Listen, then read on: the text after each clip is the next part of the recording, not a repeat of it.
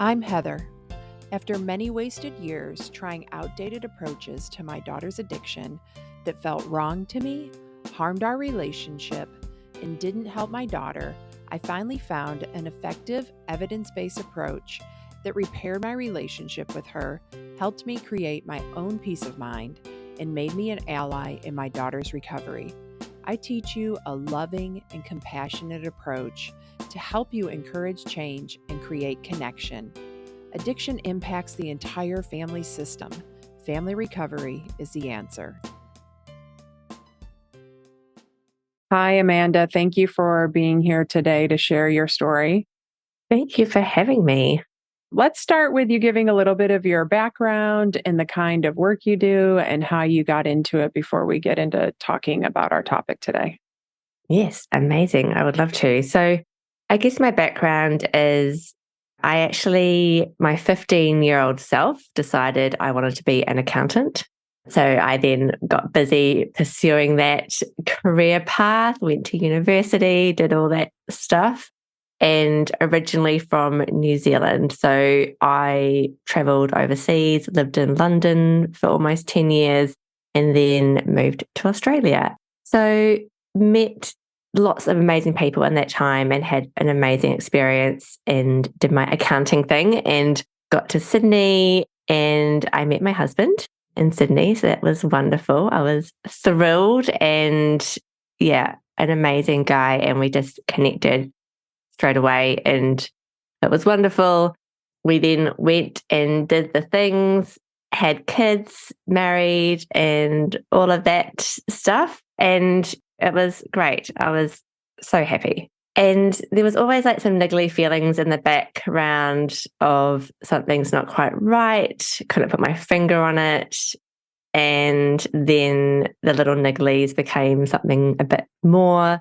And then it was apparent that there was a problem with what I then knew to be alcohol and then later gambling and just got stuck, just so stuck. And that time was just stuck for many years and eventually sought some support for myself, which was hard and not overly accessible with 2 young kids. And kind of came through that many years and then we'll get into that. And then I decided that I wanted to go back and help people and create some support that I would have absolutely loved at the time when I was in the thick of it myself. So that's what I did. I started an online support group and then I was like, this is not enough. So I went and did the coaching thing and probably 18 months ago started coaching women who have been impacted by a loved one's addiction. So now I'm an addiction relationship coach and I support women to get back to living and give them the tools to navigate the tricky stuff and help them get back to themselves. So that's kind of where I got to. I love that. It's funny. I used to be an accountant too. So oh my goodness. that was my career before I did the same thing. I thought the exact same thing of when I was looking for help, it wasn't available.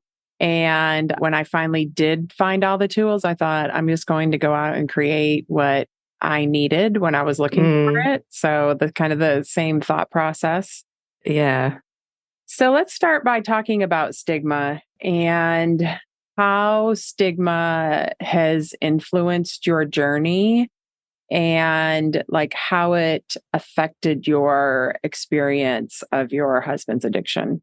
Yeah. Oh my gosh. And, you and I have spoken about this a lot from our different perspectives, and the stigma of addiction prevents you from firstly, like seeking support for yourself and, the stigma and the shame and completely isolates you for fear of judgment, fear of people not understanding, and just how have I got here in yourself? And I became a shell of myself. I was navigating this completely crazy, chaotic situation that I didn't understand. I had no understanding of this, had no prior experience of this. It wasn't in my world, and I just didn't know what to do. And the stigma of addiction, because addiction, yuck. And I don't know what you think, but it's that strong sense of this is a moral failing. Mm-hmm. Addiction is a moral failing. And when there's that message out there, you feel that so deeply, that this is a moral issue. How could someone do this? And so that it stops, I guess, all people from seeking support for themselves or reaching out for connection, like the person struggling themselves and the loved ones. We're all just behind closed doors trying to navigate something that is so hard. And we don't have the tools. So then we just do our best with what we've got. And often that the things that we think are going to help don't help. So the stigma stops us from seeking support. It stops us from reaching out, and not even to professionals in the first instance, but even to people in our circle, our loved ones, our people. The stigma stops you from reaching out to those people because it's hard and people don't understand. And that's okay. But when people don't understand, they offer words and advice that is often not helpful. And then there's more shame that you didn't then follow the unhelpful advice they gave you. And then you feel like you can't speak about it anymore. So I feel like the stigma is very multifaceted in that aspect. You don't reach out for support to professionals. And even I think sometimes there's limited understanding even in that space of what the reality of living with this is not textbook stuff. We are living in it 24/7. And it is so hard. And so I think this really has stopped you from seeking support. And because you don't have support, you just are doing your best. It's not helpful. Sometimes it's harmful, actually, to your loved one and to yourself. And you start responding in crazy ways to crazy situations and in crisis because you just don't have the tools and you don't have the people around you saying, we've got you, and any other kind of personal crisis, health, medical, situational thing. Usually people will wrap their arms around you and that village community. We've got you, we're here for you, anything you need. You get meals, you get people coming over, helping you. If you have kids, you have co-workers checking in on you. But stigma stops you, firstly, in yourself, reaching out for that support. And then when you do, it's hit or miss.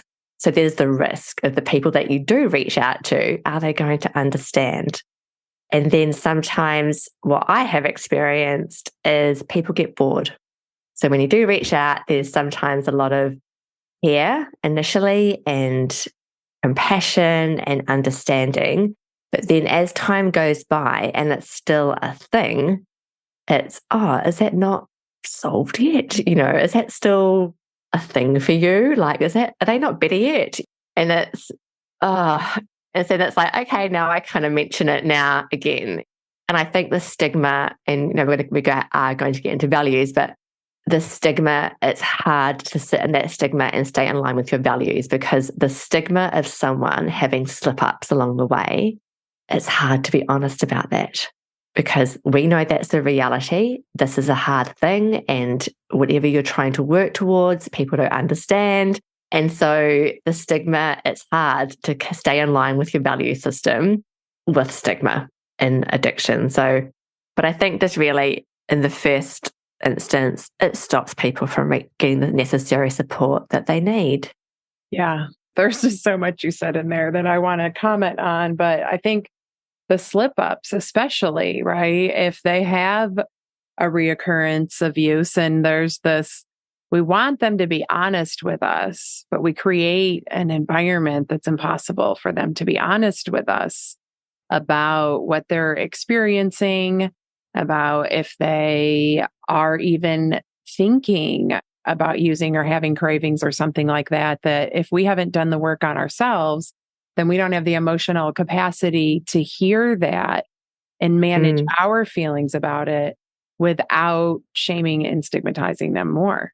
Oh my gosh. Yes, absolutely. And I think for myself, and if I rewind, 5 years, 6 years, a reoccurrence or a slip up was the worst thing imaginable in my mind because that's what I had heard.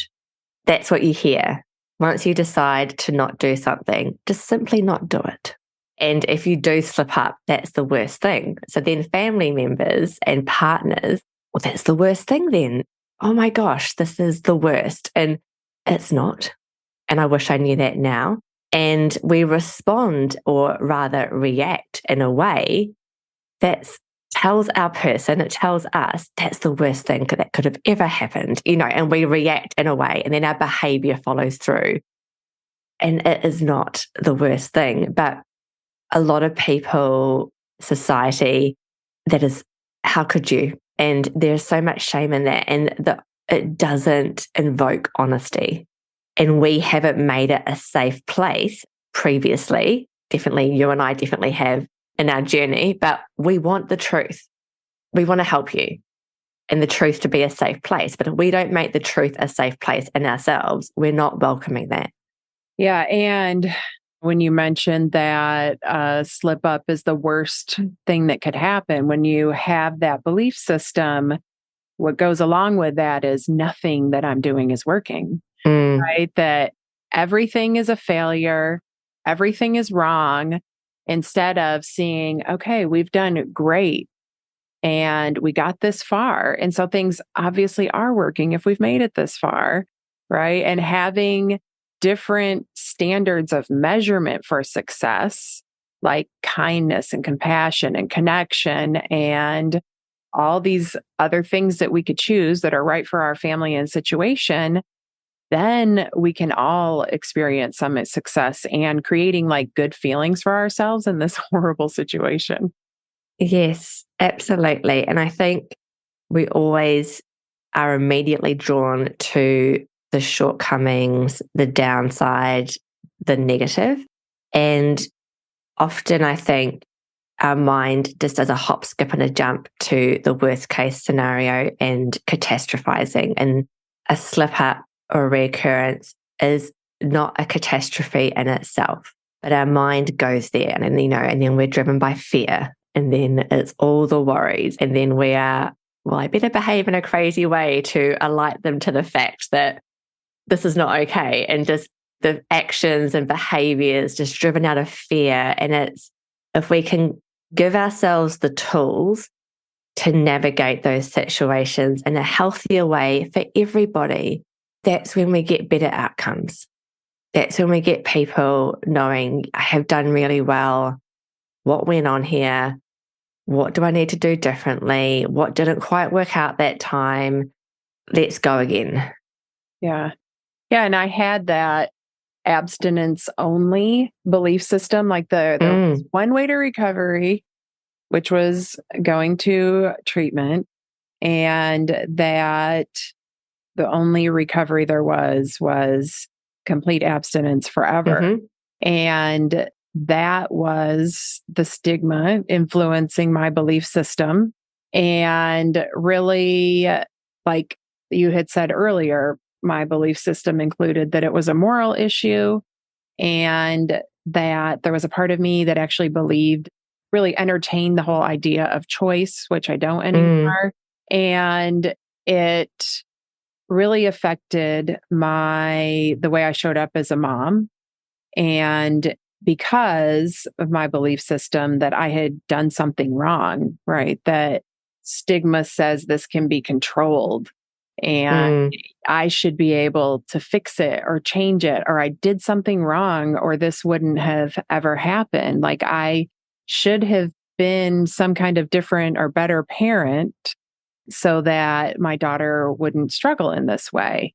And it really not only is such a separator on like a grand scale, not just like from us and our loved one, but like you mentioned, from us and people we work with, our friends, it just leads to so much isolation when we really all just need connection, and keeps us from going out and getting help. I can remember just being so I didn't tell anybody for a Mm. long time because of my beliefs about it. I kept it a secret. And it was like just this feeling of shame, which we're going to talk about more when I finally did admit what was happening in my life. But it opened up so many doors for healing and for people to share their experiences with me that they were hiding. Mm. So it just opened all of these doors for me. But that stigma just keeping us so isolated and alone and the shame that it causes, I think that in itself to me, and I've experienced it more after my daughter passed away. Like the most stigma that I've experienced, honestly, in this whole situation was from the police when they called to tell me that my daughter passed away.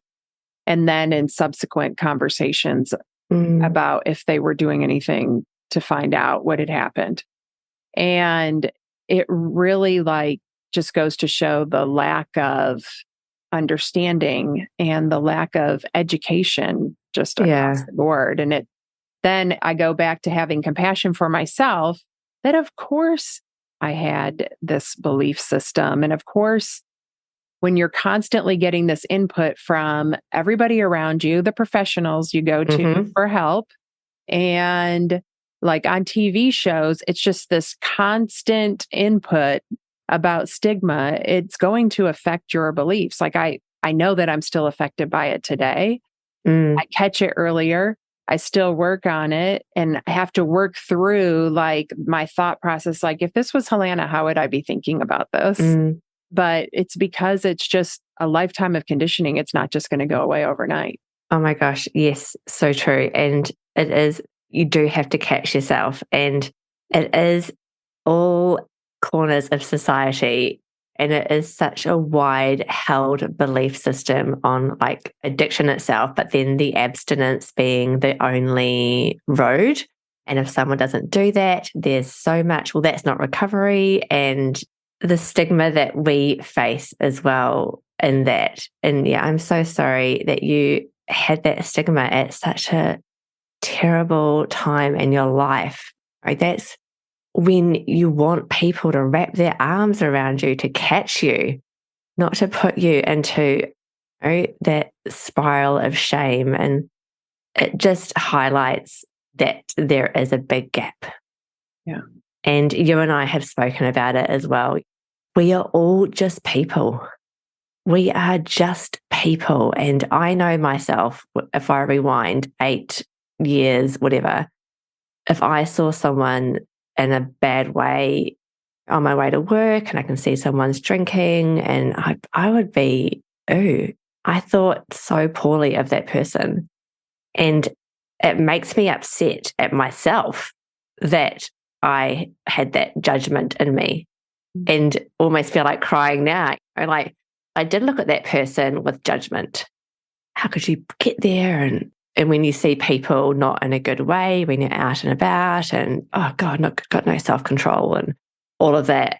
And then now, more recently, in the last kind of 5-6 years, that's someone's brother, that's someone's daughter, that's someone's mum, that's someone's person. How did they get there? And how has that, and like leading with compassion, leading with curiosity, and we've spoken about it. No one is immune from this.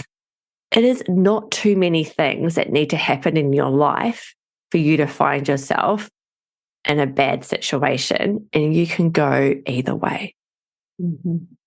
And a lot of what I think and where I experience stigma and shame in myself, like, oh, I don't want to catch addiction and not hang around those people that have that addiction thing. I don't want to be catching that. And when no one is immune, this does not discriminate.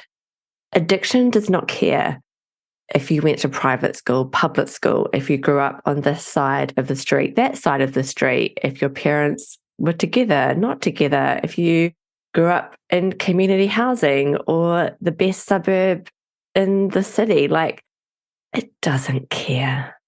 And if we can just get back to people, these are our people, and lead with that and be understanding and be compassionate. And then with the other tools we can put in place so that we keep ourselves safe physically, mentally, emotionally along the way, lead with people.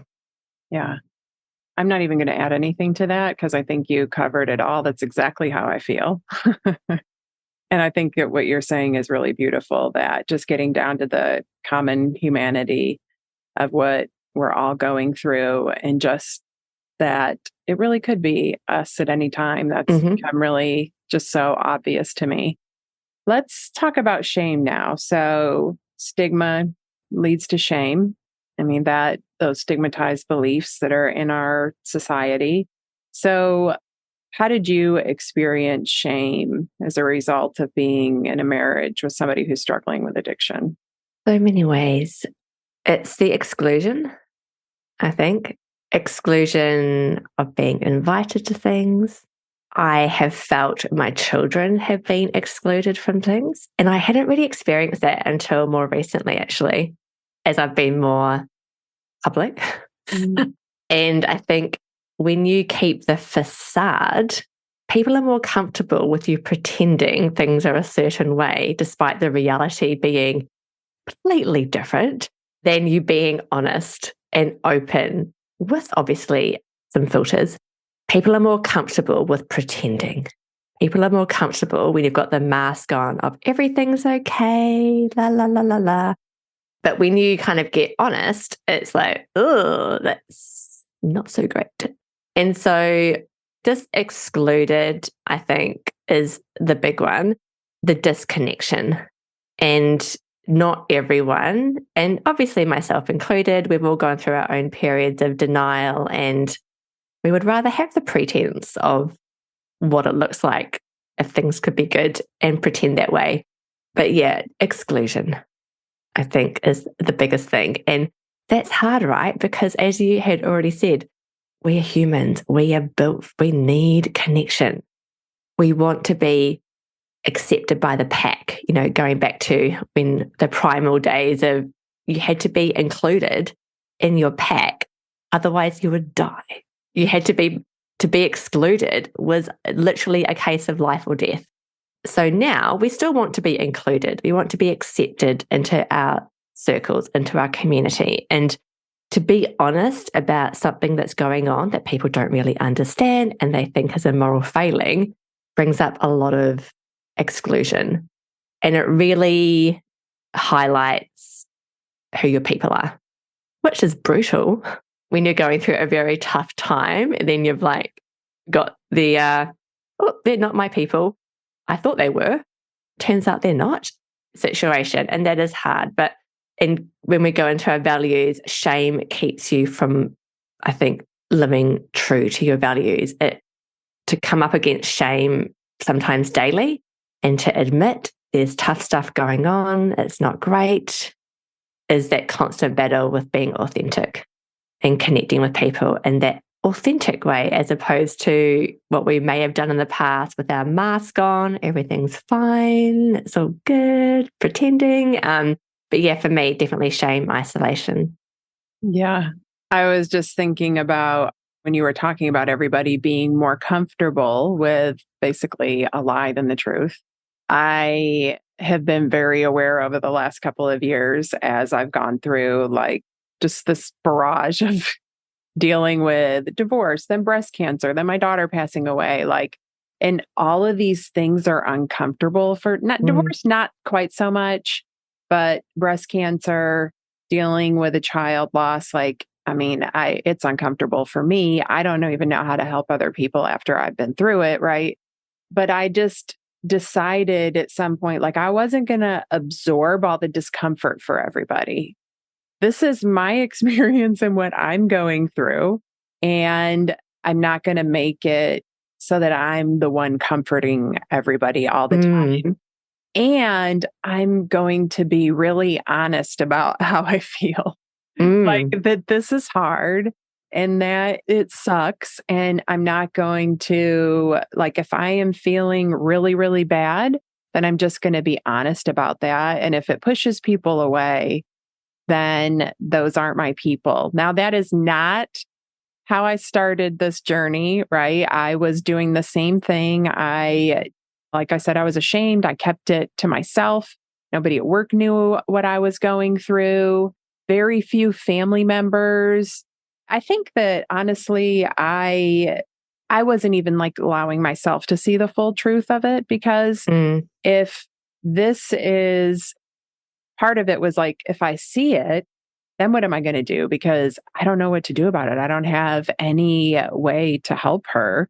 And so then I was keeping everything quiet. But I think like since I've just opened this door of sharing my whole life with the world, that going through this process, I was like, all right, I'm going to be honest about everything going forward, or as much as possible. Like I don't have to tell the world everything, but I don't think that I'm helping anybody or helping change that situation if I'm not totally honest about what I'm experiencing. Because then if I act like I'm okay, and then that person experiences something like that, they're going to think something's wrong with them because they're not okay, or they're not going to be able to support somebody else who's going through it because they think that they should be okay, like I lied and said I was.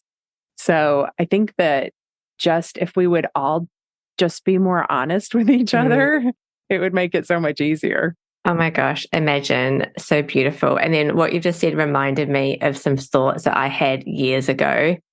And my loved one's addiction had me on my knees, like beside myself. I did not know what to do. And it's that complete disempowerment. And you've got someone who is not well in themselves, behaving in ways that are unusual and not who you know them to be. And it's such a declining situation.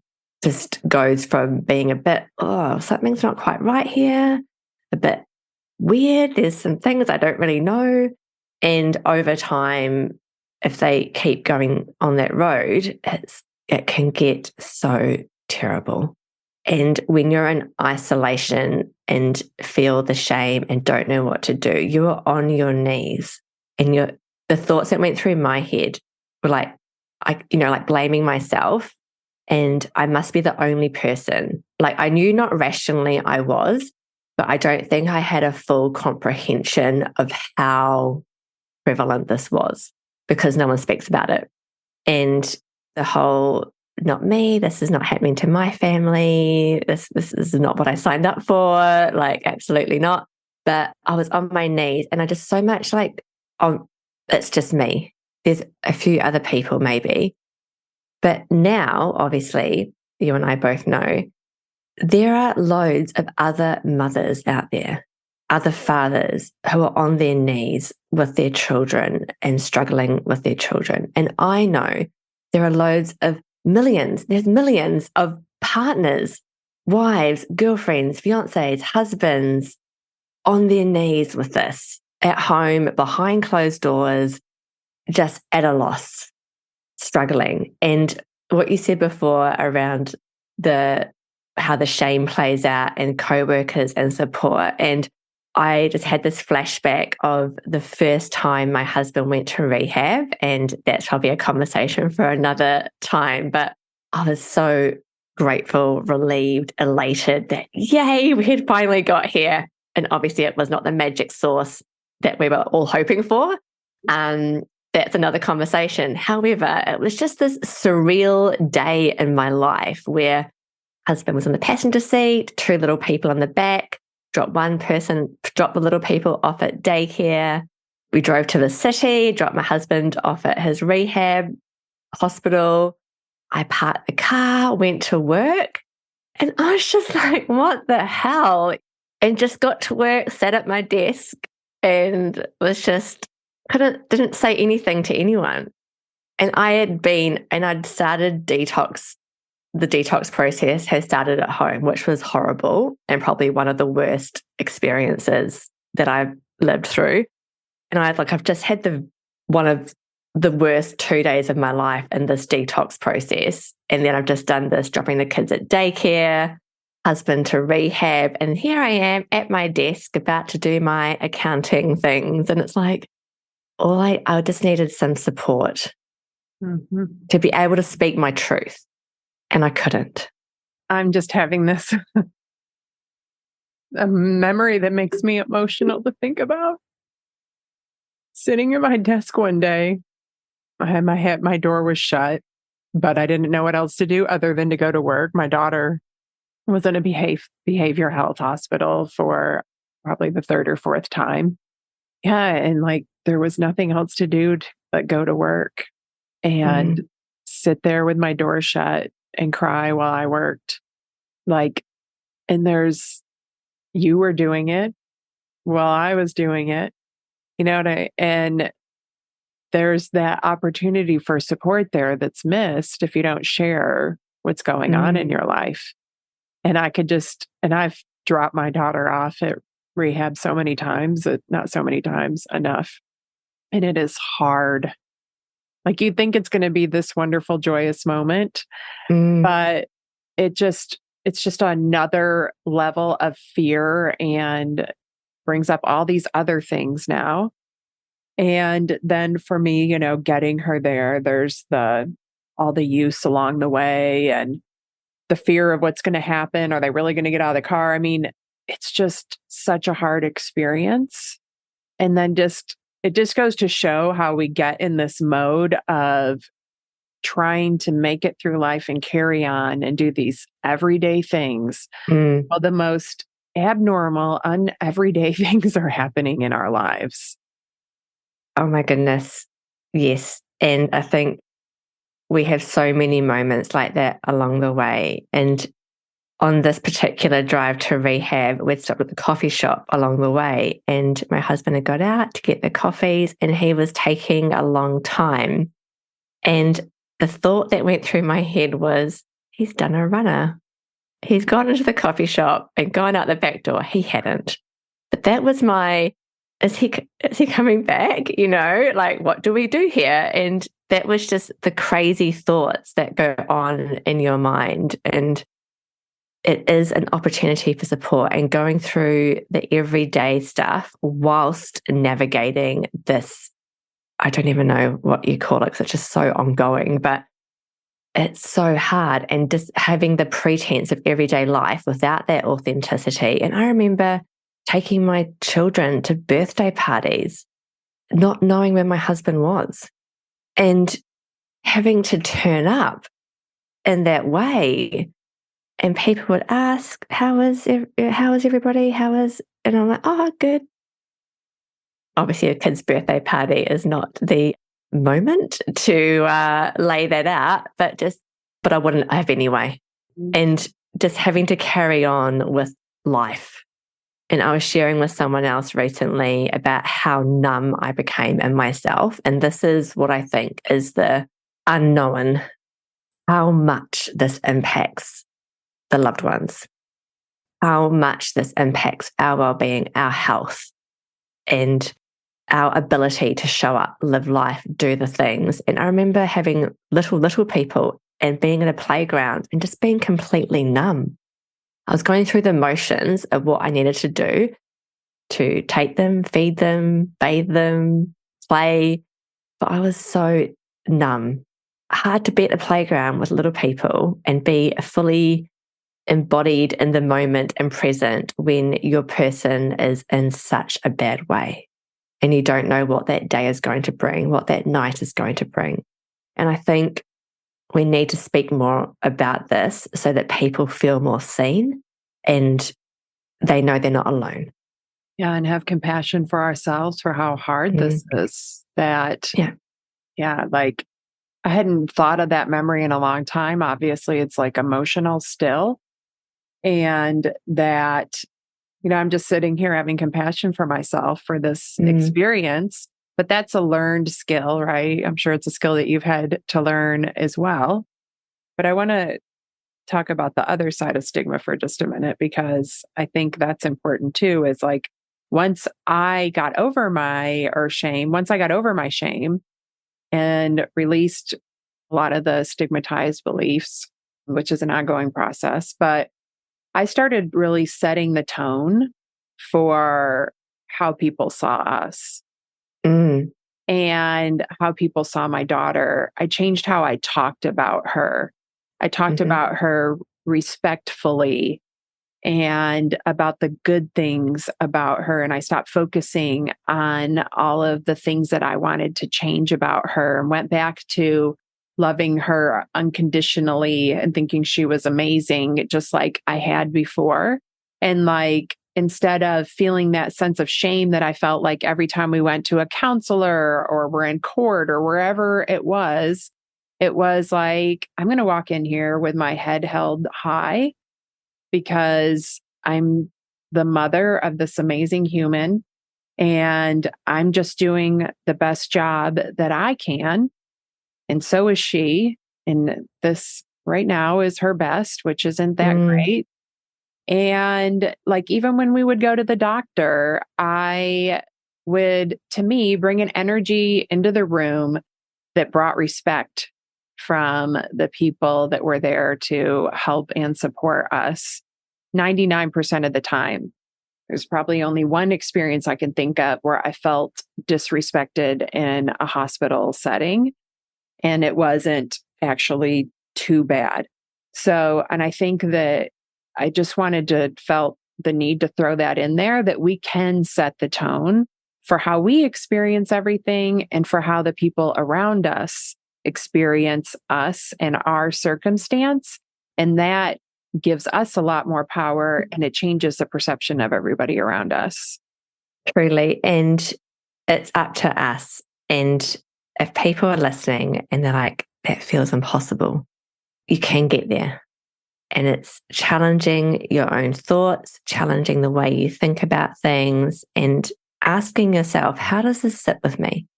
And how does this sit with me? And you and I have spoken about it. I've been sat at a dinner table before, and someone was talking about another family, and they referred to this other person as this person's druggy daughter. And my whole body just could have been sick. And I spoke up and I said, do you just mean their daughter? And then inserted her name. That's what we can do, not only for ourselves, but for other people. And when people are throwing judgment and shame and stigma at people who they don't even know. Oh, did you see how she was showing up at the school party the other night? Or why don't you lead with compassion? Why don't you lead with curiosity? Go and check in on that person. And it's not to say that they might be honest and say, yeah, I'm struggling, I'm navigating this hard thing at work or my kids or whatever it is, and this is what I'm doing, not to say that that's going to happen, but throw it out there. Throw out get into humanity and throw people some lifelines. You could be the one, if you lead with curiosity and you lead with compassion and you lead with humanity and you see someone who is not in a good way, instead of judging them, instead of stigmatizing their behavior, check in, ask how they are. Do they need anything? And you might be the person that helps them take that first step to ask for help, or you might be that first step for that person. But when we throw out shame and stigma and all that judgment, all we're doing is further pushing people away from seeking support. Yeah. Yes. Amen to all that. So I think this is a great segue into values, right? Because I think that that was underlying what we both just talked about, the values that we've tuned into in this process. And for me, tuned out of at some points as well. But like, when did values come into play for you? And like, how did you identify them as part of your recovery process?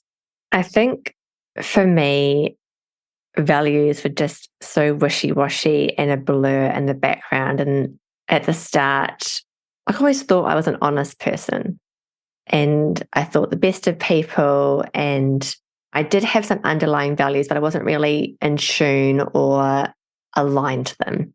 And then when navigating someone else's problematic behavior, as a result of the crazy making chaotic crisis situation, and without any better tools and strategies, you do find yourself behaving in some unusual ways and reacting and find yourself in the crazy. And so it was, I guess, my own behavior. At some point, I was like, this is not who I am. The snooping, the invading someone's privacy, looking in someone's phone, searching around the house for evidence, yelling, screaming, name calling, shaming, and manipulating, threatening behavior from myself. If you don't do this, I'm going to do this, or all of that stuff. And that to me was like, oh, and again, with the slow decline, it didn't go from being okay to all of a sudden I'm doing all of this stuff. It was just, well, if I find the evidence to support what I know to be true, and I bring this to my person and I show them that, hey, I know this is what's going on. Can you see this is a problem now? Look at all this evidence I've got, like you're preparing for some kind of court presentation of, I've got my video, I've got my images, I've got my data here to present my PowerPoint presentation. Like, can you see there's a problem now? Like, you just go crazy. And it was that, I think, escalation of that situation in myself that I thought, this is not who I am.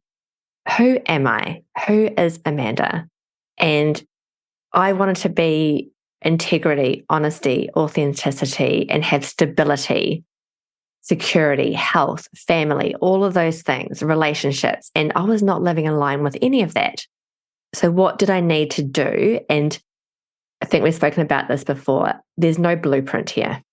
There's no do this step and then do this step and then you will be well, your person is well, and yay, we get to the finish line. It's like, so I did this and I encourage others to do this too. If you get clear on your values, who are you? What is your identity? Let that be your North Star. Let that be your true north. And that guides your behavior. Is someone with integrity, do they yell at people? Do they shame people? Do they manipulate, control? No. Do they go snooping around someone's belongings and their backpacks into their emails? No, they don't. And is someone who is honest and wants to live authentically lie to people? They don't.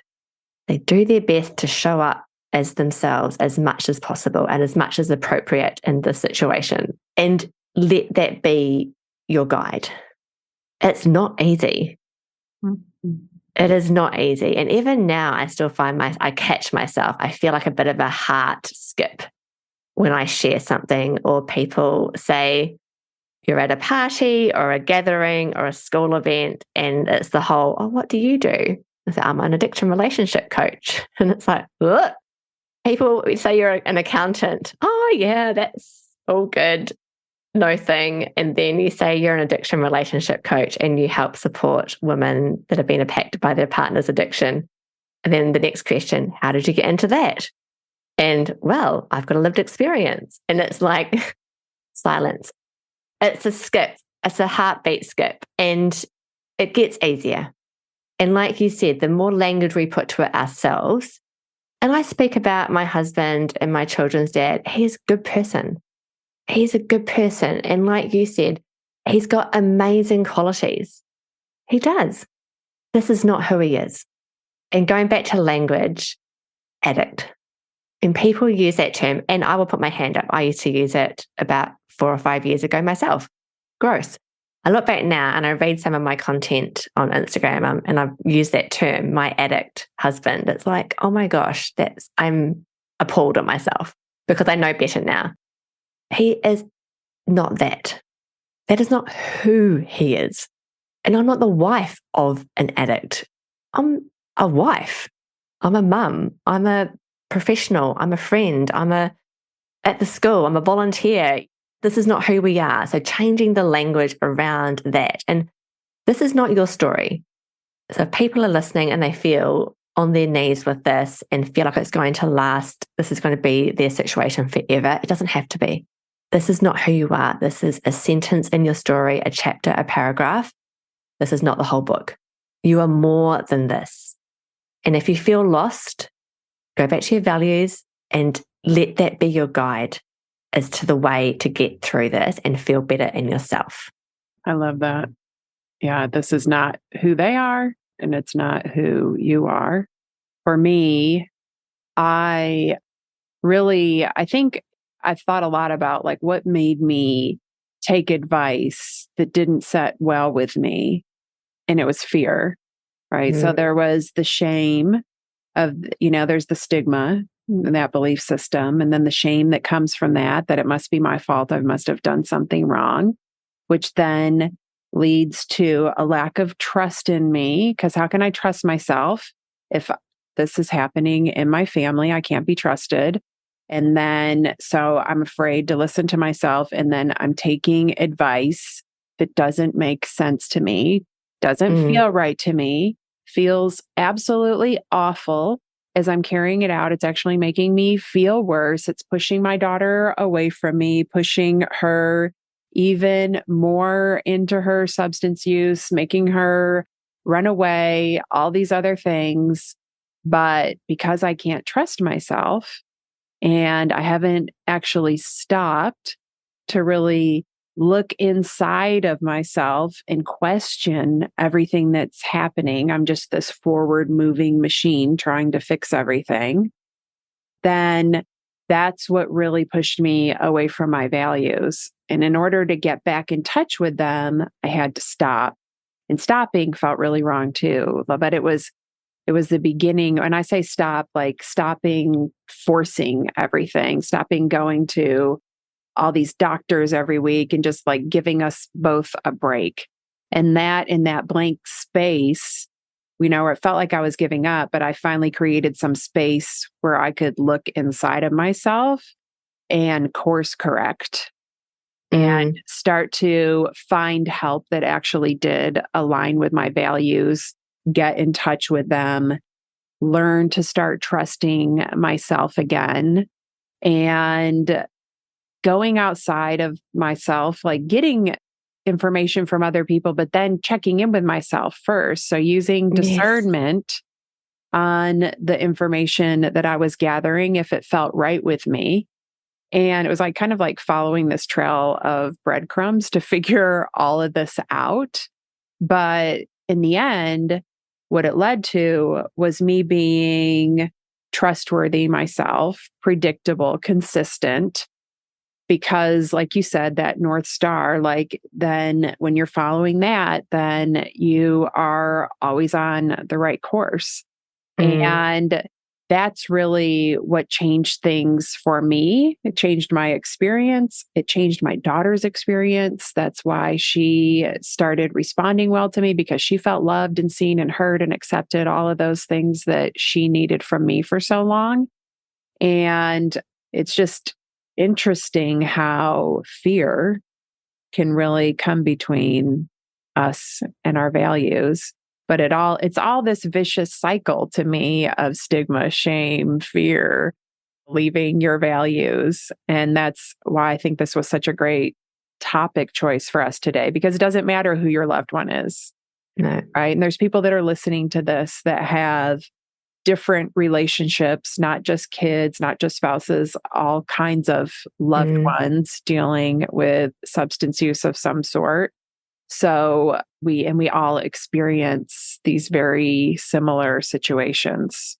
So I think that this will be so helpful for anybody in any situation, because it's universal. It's kind of like almost like this, how when you run a computer program, there's a script that starts running when you push a button. And it's like kind of like when we all come in contact with addiction in our lives, like we all start running the same programs in our brain and reacting similarly. Totally. And just what you said there on the fear, so much is led by fear, and it's the lack of trust with ourselves that we know because we haven't known. And then we just want someone, tell me what to do. Tell me what to do. I will do it. I will do anything. Tell me what to do. And then so we look to professionals to give us the best advice, because they are the professionals. They are qualified, they are experts, they have the expertise that we are seeking. Amazing. Tell me what to do. And what I say to a lot of people is one of the biggest casualties of addiction from our perspective is our loss of trust with ourselves. Not always with our partner or our loved one, because yes, we can lose trust with them because of all the lying and we know why they lie, the shame, but loss of trust with ourselves. So we look to others, and not even professionals sometimes, people in our circle, and we let those words, those thoughts, opinions of others be louder than our own. And the kindest thing we can do for ourselves and our loved ones is tune back in. Like you just said, how does this sit with me? And not everything that works for other people is going to work for you, because it doesn't align to your values. It doesn't align to what is okay with you. And you and I have spoken about this. Only you have to go to bed with the decisions that you have made that day. Nobody else. Not the professionals, not the friends, not the family. Only you need to go to bed each night with the decisions that you've made. So if you can go to bed with the choices and decisions you've made that day, then they were the right decisions to make that day. And the more we can lean in and trust in ourselves, the more we're getting to that North Star. Yeah. I think that's a great place to end. Thank you so much for your time today and sharing your experience and all that you've learned. How do people get a hold of you or find you if they want to find out more about you? And I'll put it in the show notes too. So I am on Instagram at addictionmakes3, and my website, www.addictionmakes3.com, or you can send me an email at amanda@addictionmakes3.com. All right. Thank you so much. Thank you so much for having me, Heather. Thank you for listening to this episode. If you want to learn more about my work, go to heatherrosscoaching.com. If you want to help other parents who are struggling with a child's addiction, you can do it two different ways. First, you can share the podcast with them directly, or you can share it on your social media. Second, you can leave a review. Talk to you next week.